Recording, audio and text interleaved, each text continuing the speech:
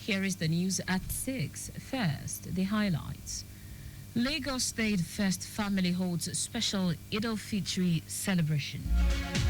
Federal government threatens to revoke licenses for dormant oil blocks. On the foreign scene, President Putin begins Russia's biggest military call-up. In sport, Nigeria's sensational boxer Elizabeth Oshoba extends unbeaten record, defeats Czech Lenka Volodnikova. Now the details. I am Taiwo Baruwa.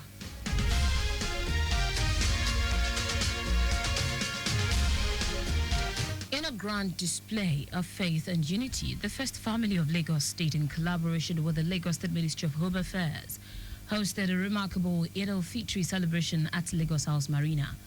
Speaking at the event, Lagos State Governor Babajide Sanwo-Olu called on residents to continue praying for the state progress and well-being.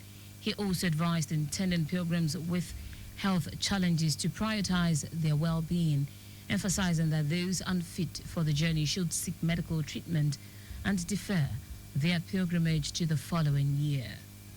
Thank you very much to all our Muslim brothers and sisters. I just want to echo what Mr. Deputy had said.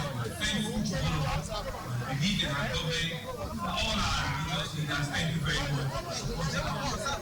Promising you and we continue to be purposeful governance that will touch your life, and our faith will continue to be here in here. We'll join you for another Ramadan next year. Thank you very much. Assalamu. In her welcome address, wife of the Lagos State Governor, Bijoke Sanwo-Olu, emphasized the importance of unity and gratitude in marking the festival. Mrs. Sanwo-Olu described the occasion as a time for deep reflection and reaffirmation of commitment to Islamic values and teachings, highlighting the significance of sacrifice, obedience, and compassion, qualities exemplified by Prophet Ibrahim.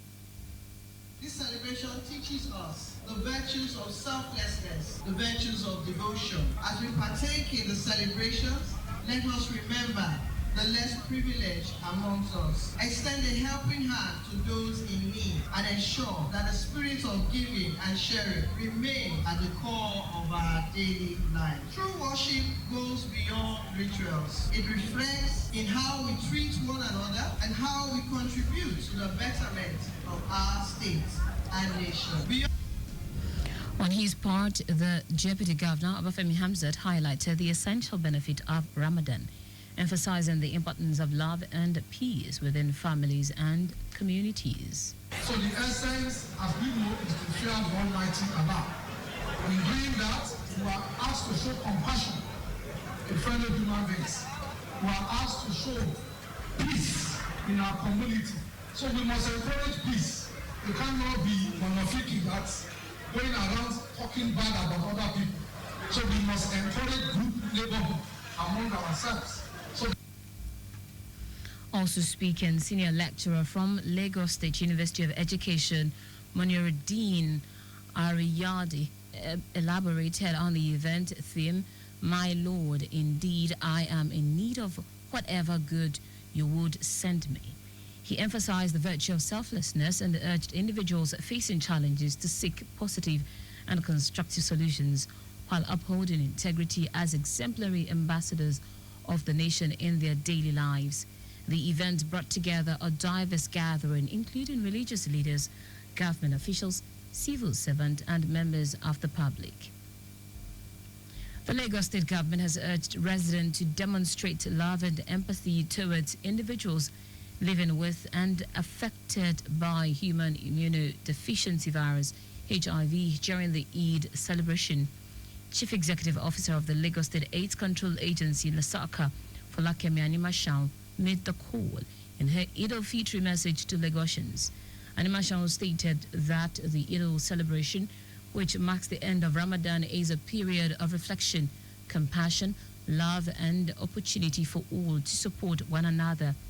She said showing solidarity will go a long way in sending a powerful message that no one should face the challenge of living with HIV alone. Animashaun stressed that residents should extend compassion in the spirit of Eid and reach out to those who may feel isolated or stigmatized due to their health status. The chief executive officer stated that adequate education is crucial in the prevention and control of HIV. The Lagos State government has reaffirmed the legality of enforcement of speed limit on selected roads, urging motorists to comply with the safety of all road users. Commissioner for Transportation Oluwaseun Oshiyemi referenced Section 28, subsection 2A of the Lagos State Transport Sector Reform Law 2018, which provides the legal basis for imposing penalties on motorists who exceed prescribed speed limit. Oshiyemi emphasized that the Ministry of Transportation is solely responsible for determining the size, color, and type of traffic signs in Lagos State, ensuring standardization and adherence to global best practices. He reiterated that the speed limit cameras, which are installed after comprehensive studies on the need in these axes, are currently only on Alakpare Road and Mobolaji Bankers anyway. The commissioner reaffirmed that the primary purpose of installing the cameras is for the safety of commuters as well as motorists on the road, urging the public to stop fabrication of false information on the speed limit operation. The Federal Capital Territory Police Command has cautioned members of the public, particularly youth groups and hiking enthusiasts, against embarking on camping and hiking activities without notifying security agencies. FCT Commissioner of Police Ajawa Adewale emphasized the security risks associated with such outings, particularly in remote and unsecured locations. Adewale underscored the need for proper coordination with law enforcement agents to ensure safe route and adequate security arrangement. He urged residents to report suspicious activities and seek security coverage by contacting the FCT Command through its emergency lines 0803 2003 913 or 0806 1581 938. You can also call 0705 7337 653 and also 0802 8940883. Now to the rest of the stories. The federal government has threatened to withdraw oil blocks from owners that have failed to develop them. Minister of State Petroleum Resources Heineken Lokobiri said the government will begin implementing the drill or drop provisions of the Petroleum Industry Act in line with the drive to boost oil production.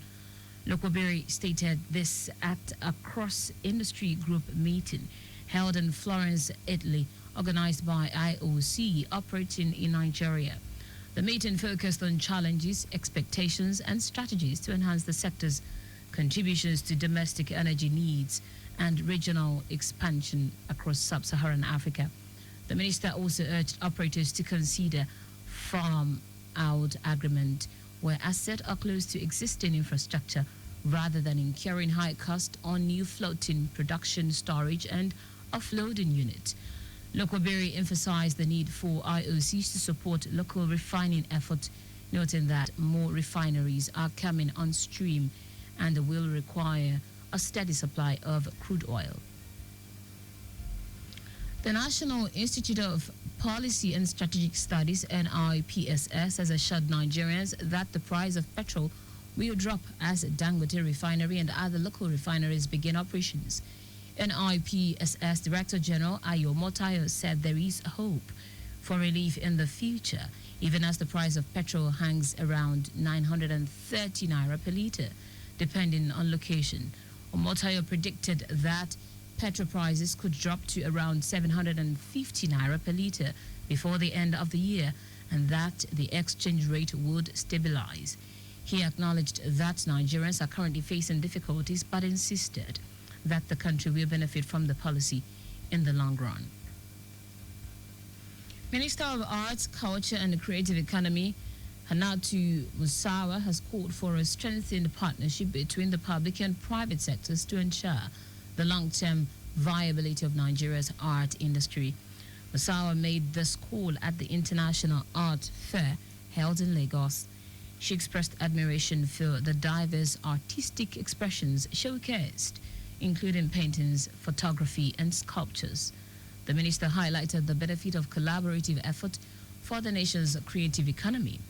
Musawa pledged the ministry's support for initiatives that foster value creation within the creative industry, assuring attendees of continued partnership and encouragement. She emphasized the importance of providing young artists with the necessary exposure and support to contribute to the nation's economic growth.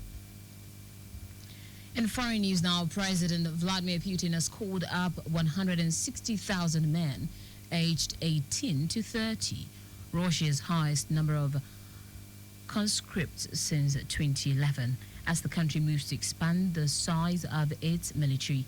The spring call-up for a year's military service came several months after Putin said the country should increase the overall size of its military to almost 2.39 million and its number of active servicemen to 1.5 million.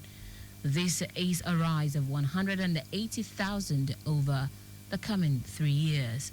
The Defense Ministry said the new conscript would not be sent to fight in Ukraine for what Russia calls its special military operation. In sport now, Nigeria's sensational boxer Elizabeth Oshoba has expressed delight after defeating Czech fighter Lenka Volejníková on point to extend her unbeaten professional record of 9-0-0. Oshoba dominated the 6-round contest at York Hall, London, winning unanimously on all judges' scorecards, which read 60-54. The WBC silver featherweight champion put on a masterclass performance to secure her 9th consecutive victory, further solidifying her position as a rising star in women's boxing. Speaking after the victory, she said the plan was to box smart, and that is exactly what she did. The 25-year-old Nigerian, who became the first female Nigerian boxer to win a world title in 2024, controlled the bout from start to finish, utilizing her superior footwork and hand speed to outclass her Czech opponent. And that's it on the news at 6, but just before we go,